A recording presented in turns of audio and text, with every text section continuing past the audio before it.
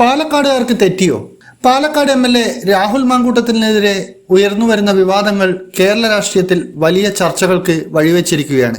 വ്യാജ തിരിച്ചറിയൽ കാർഡ് ഉപയോഗിച്ചതുമായി ബന്ധപ്പെട്ട കേസ്, വയനാട് പുനർനിർമ്മാണ ഫണ്ടുമായി ബന്ധപ്പെട്ട ദുർവിനിയോഗ ആരോപണങ്ങൾ, ലൈംഗിക പീഡന ആരോപണങ്ങൾ എന്നിവയെല്ലാം രാഷ്ട്രീയ ജീവിതത്തിന് വലിയ വെല്ലുവിളിയായി മാറിയിരിക്കുകയാണ്.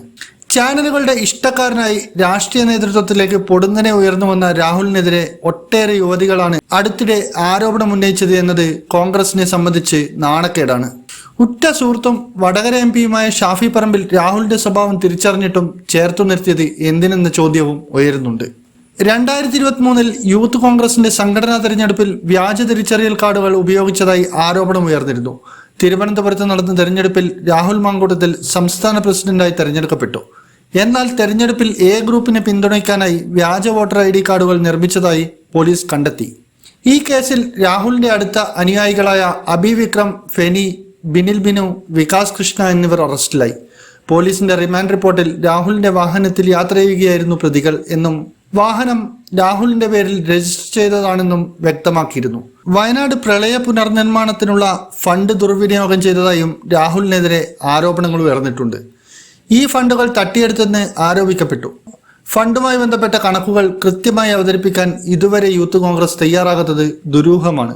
കഴിഞ്ഞ ദിവസമാണ് രാഹുൽ മാങ്കൂട്ടത്തിനെതിരെ പരോക്ഷ സൂചനയുമായി ലൈംഗിക പീഡന ആരോപണങ്ങൾ ഉയർന്നു വന്നത്. ഇത് അദ്ദേഹത്തിന്റെ രാഷ്ട്രീയ ജീവിതത്തിന് കനത്ത ആഘാതമേൽപ്പിച്ചു. എഴുത്തുകാരി ഹണി ഭാസ്കർ ഉൾപ്പെടെ സ്ത്രീകൾ രാഹുലിനെതിരെ ആരോപണങ്ങളുമായി രംഗത്തെത്തി.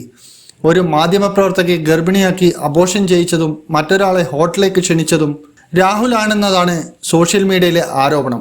രാഹുലിന്റെ പെരുമാറ്റത്തെക്കുറിച്ച് മുൻപും പരാതികൾ ഉയർന്നു വന്നെങ്കിലും കോൺഗ്രസ് നേതൃത്വം ഇവ പരിഗണിക്കാതെ പാലക്കാട് നിയമസഭാ തെരഞ്ഞെടുപ്പിൽ സ്ഥാനാർത്ഥിയാക്കിയെന്നും ആരോപിക്കപ്പെടുന്നു. കൂടുതൽ ഗുരുതരമായ ആരോപണങ്ങൾ ഇനിയും പുറത്തുവരാനിരിക്കുന്നതായി ചിലർ ചൂണ്ടിക്കാട്ടുന്നുണ്ട്. ആരോപണങ്ങൾ രാഹുൽ മാങ്കൂട്ടത്തിന്റെ രാഷ്ട്രീയ ജീവിതത്തിന് വലിയ വെല്ലുവിളി ഉയർത്തിയിരിക്കുകയാണ്. കോൺഗ്രസ് പാർട്ടിയെ സംബന്ധിച്ച് ഈ വിവാദങ്ങൾ വലിയ തിരിച്ചടിയാണ്. ആരോപണങ്ങൾ മുൻകൂട്ടി തിരിച്ചറിഞ്ഞിട്ടും രാഹുലിനെ യൂത്ത് കോൺഗ്രസ് പ്രസിഡന്റായും MLA സ്ഥാനാർത്ഥിയായും നിയോഗിച്ചത് നേതൃത്വത്തിൽ ഭിന്നതയുണ്ടാക്കും. ആരോപണങ്ങളിൽ സത്യാവസ്ഥ എന്തുതന്നെയായാലും കോൺഗ്രസ് പാർട്ടിയും രാഹുൽ മാങ്കൂട്ടത്തിലും ഈ പ്രതിസന്ധിയെ എങ്ങനെ നേരിടുന്നു എന്നത് അവരുടെ ഭാവിയെ നിർണ്ണയിക്കും.